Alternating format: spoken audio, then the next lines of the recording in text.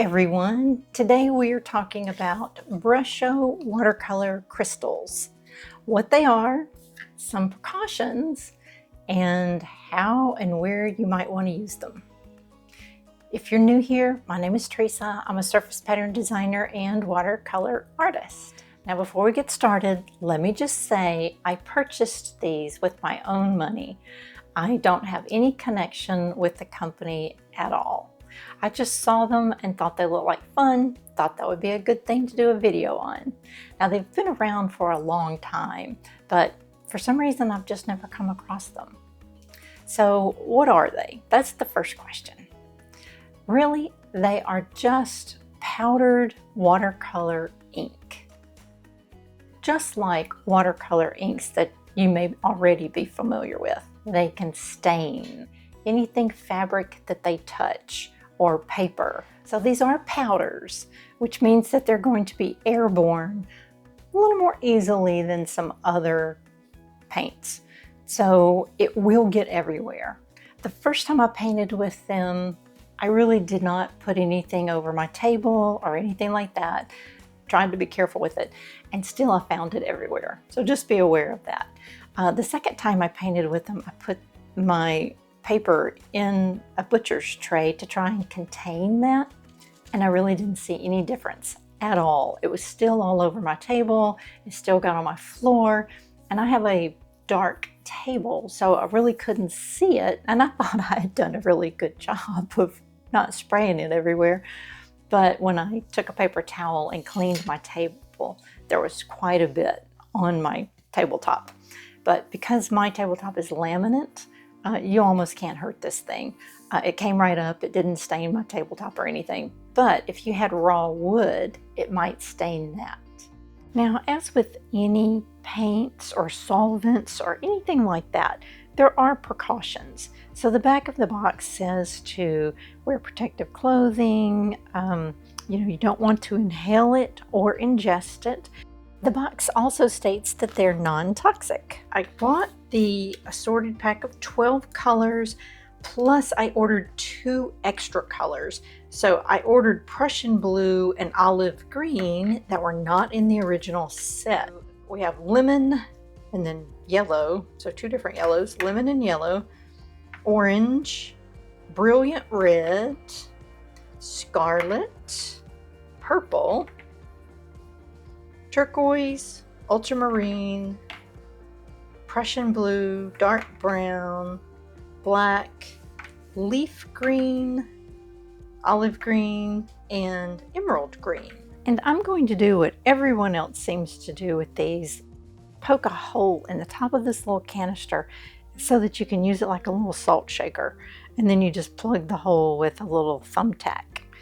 Now the way that I would typically use this is first to put down some water and then sprinkle the paint into the water.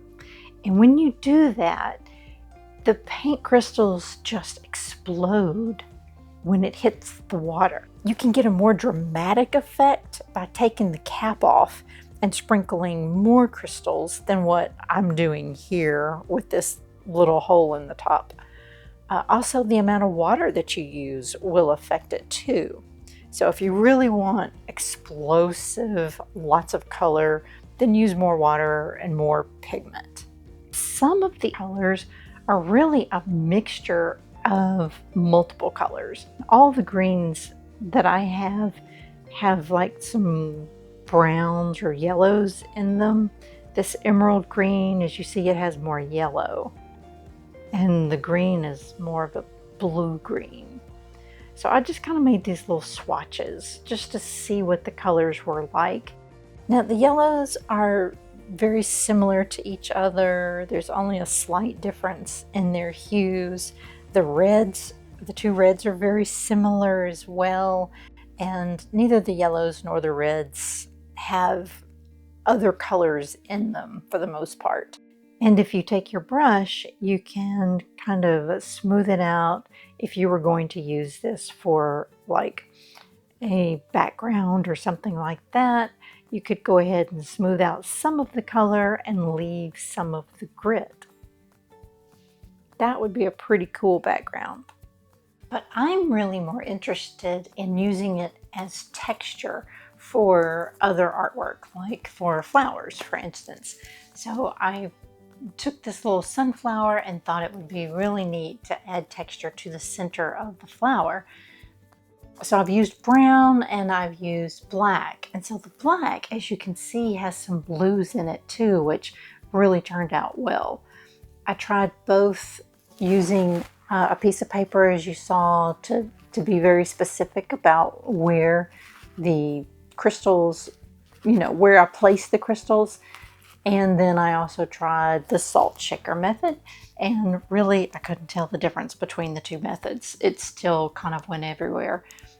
The one thing, the little hole that I poked, it could probably be a little larger, but I was afraid to make it any larger because then the push pin wouldn't fit in it very well.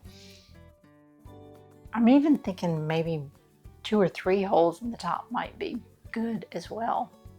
I don't know. But then I tried it on this little bird, and now I'm going back and kind of fine-tuning the edges with my brush, and that worked really well.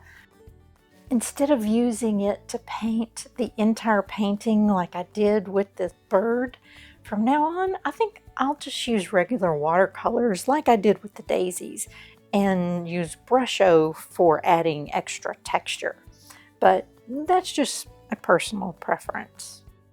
I'm really happy with the way the daisies turned out, and it was a lot of fun to use, so I will definitely use Brusho again for adding textures to my artwork. I would not buy the extra colors again, the 2 extra ones that I purchased outside of the kit. I just don't think that that's necessary. All the blues are pretty similar, and I think it's more economical to purchase the set of 12, and really I think that those are all the colors that I would ever need. There's another YouTube watercolor artist by the name of Ward Stroud who painted a beautiful turtle with Brusho texture. I think it's a great example of how adding a little bit of texture like this can take your artwork to the next level. So I'm going to link it below in case you would like to take a look at it. I hope this gives you another fun tool to use in your artwork. If you enjoyed this video, please give me a thumbs up to let me know. And if you have not already subscribed yet, please consider subscribing for lots more watercolor videos coming up soon. Thanks so much, and I hope to see you next time.